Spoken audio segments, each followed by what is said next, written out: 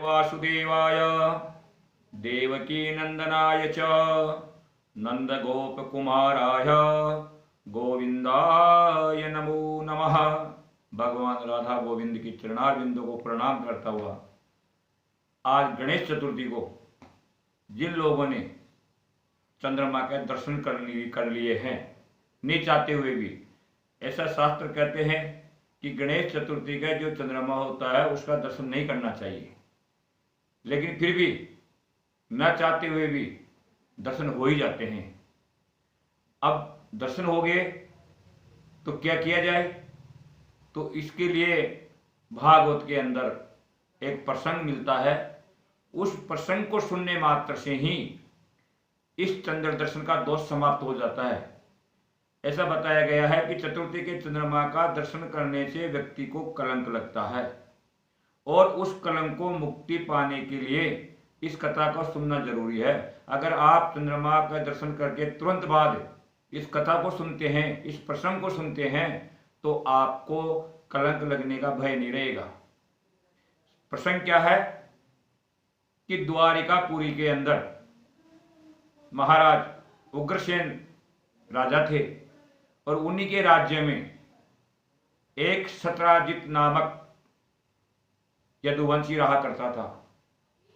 और ये जो सत्राजित यदुवंशी था, ये भगवान सूर्य का उपासक था और नित्य प्रति भगवान सूर्य की आराधना करता था। और इनकी आराधना से, इनकी भक्ति से प्रसन्न होकर के सूर्य ने इनको एक मणि प्रदान की जिसका नाम था स्यमंतक मणि। उस मणि को प्रभाव से ये राजा यदुवंशी जो सत्राजित था, ये बड़ा प्रभावशाली हो गया। एक बार उग्रसेन की सभा में जाता है उस मणि को धारण करके, तो उस सभा के अंदर इस प्रकार दिखाई देता है कि जैसे कोई दूसरा सूर्य चमक रहा हो, इतनी आभा इनकी बढ़ जाती है। और इस मणि के प्रभाव से जिस राज्य में ये मणि रहती है उस राज्य में चोरों का भय नहीं रहता है, कोई अनावश्यक रोग उत्पन्न नहीं होते हैं और किसी व्यक्ति की अकाल मृत्यु नहीं होती है और बाप से पहले पुत्र की मृत्यु नहीं होती है। इस प्रकार से ये सब प्रकार के ऐशो आराम को देने वाली मणि थी। और दिन में 5 समय ये सोना भी देती थी। ये मणि दिन में 5 बार सोना देती थी।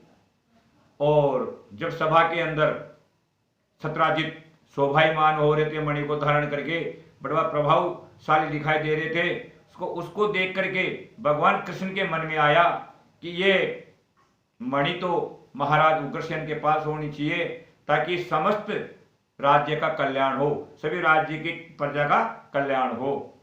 ऐसा उन्होंने मन में विचार किया और ये भावना प्रकट की। तो वो बात सत्राजित तक पहुंची और सत्राजित ने सोचा कि भगवान कृष्ण जो है वो मेरी मणि को लेना चाहते हैं। अतः उन्होंने क्या किया कि मैं ये मणि मेरे भाई को दे देता हूं जिनका नाम था प्रसेन, ताकि मेरे पास मणि नहीं रहेगी तो वो मेरे से लेने योग्य भी नहीं रहेंगे। तो उन्होंने क्या किया, वो मणि अपने भाई प्रसेन को दे दी और प्रसेन ने उस मणि को लेकर के शिकार के लिए जंगल में चले गए। एक दिन घोड़े पे बैठ करके तो आखेट खेलने के लिए गए, लेकिन किसी सिंह के द्वारा प्रसेन एवं उनका घोड़ा दोनों मारे जाते हैं।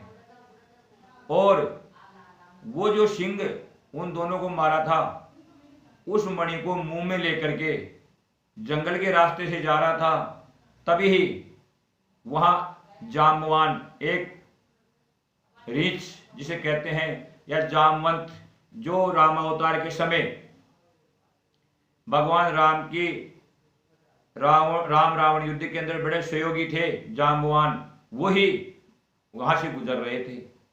तो उस सिंह के अंदर मणि का प्रकाश देख करके जामवंत ने उस सिंह पर अटैक किया और उसको मार करके वो मणि निकाल ली और वो मणि ले जा करके अपनी गुफा में बच्चों को दे दी खेलने के लिए। अब जामवंत के बच्चे उस मणि से खेल रहे हैं।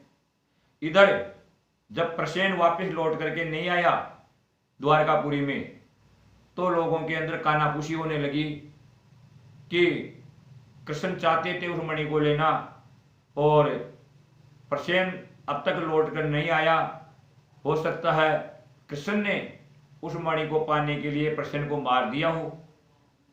इस प्रकार की जब बातें नगर में फैली तो बातें होते होते भगवान कृष्ण के कानों तक भी पहुंची और भगवान कृष्ण ने देखा कि अनायास ही मेरे कलंक लग गया है और इस कलंक को मैं कैसे धोऊं, इस कलंक से मैं कैसे मुक्ति पाऊं। ऐसा विचार करके वो उग्रसेन जी के पास जाते हैं और उग्रसेन जी से कहते हैं कि मैं मेरे सहयोगियों को लेकर के जंगल में जाता हूं और पता करता हूं कि ये मणि कहाँ गई, क्योंकि इस कलंक को मेरे ऊपर से हटाना है। अपने सहयोगियों को लेकर के कृष्ण जी जंगल में जाते हैं तो घने जंगल में जाकर के देखते हैं कि जो प्रसेन था वो घोड़े सहित मृत पड़ा हुआ था। घोड़ा भी मरा हुआ था और प्रसेन भी मरा हुआ था, दोनों मृत पड़े हुए थे। उनको देख करके उन्होंने विचार किया कि ये जो पैरों के निशान है इनसे ऐसा प्रतीत हो रहा है कि किसी सिंह ने इनको मारा है। और उस सिंह के पैरों के निशान के पीछे पीछे चलते हुए वो जो ही आगे बढ़ते हैं तो कुछ दूरी पर जाने के पश्चात देखते हैं कि सिंह भी मरा हुआ पड़ा है।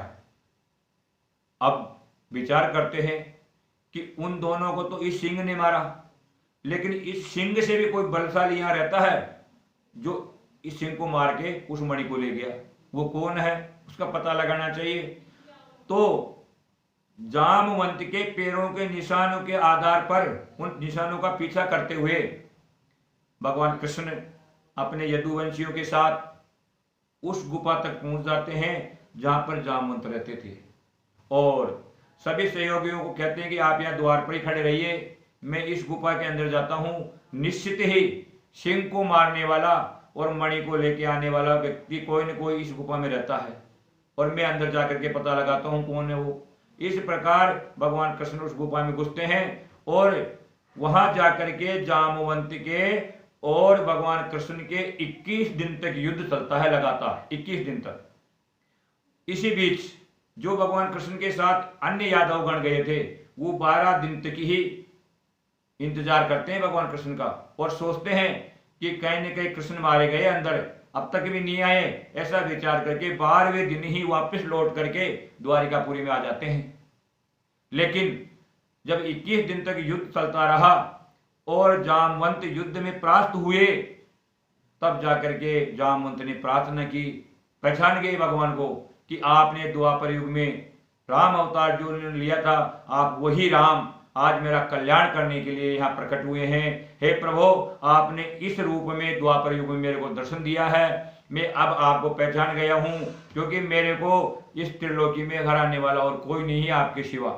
अब मेरा कल्याण कीजिए और मैं आपको अर्घ्य के रूप में मेरी कन्या जामवंती और ये स्फटिक जो मणि है समंतक मणि, ये मैं आपको भेंट करता हूं। इस प्रकार भगवान कृष्ण जामवंती को अपने साथ लेकर के, समंतक मणि को अपने साथ लेकर के द्वारकापुरी पहुंचते हैं। जब अचानक भगवान कृष्ण वहां पहुंचते हैं तो सारी नगरी में उल्लास छा जाता है, सब प्रसन्न होते हैं और बड़ा उत्सव मनाते हैं।